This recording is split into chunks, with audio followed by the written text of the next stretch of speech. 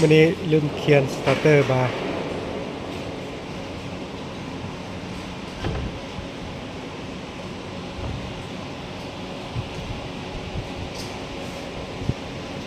เพิ่นสอนคุณเวียด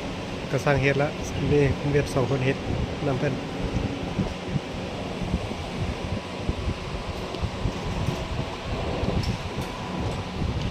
โอ้ใส่มือล้วนๆ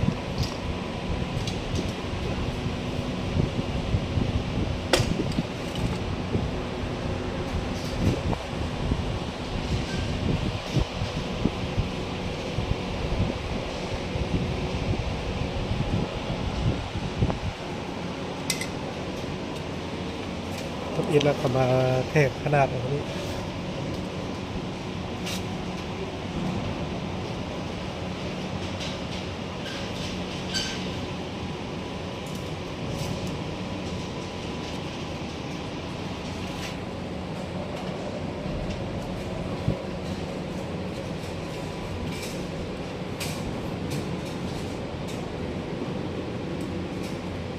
มัด3รอบเกี่ยว2รอบจะมีแผ่นยางรองอีก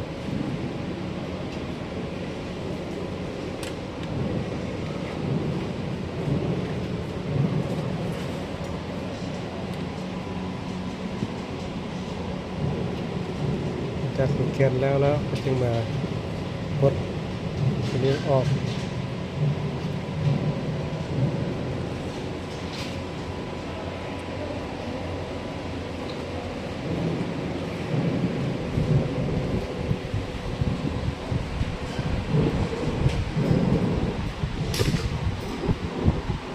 แม่นคนเราเฮาได้เปิดเพลงแล้วเนาะ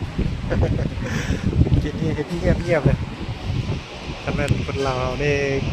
เอาเบียร์มาตั้งแล้วก็เปิดเพลงน้ำไปเฮ็ด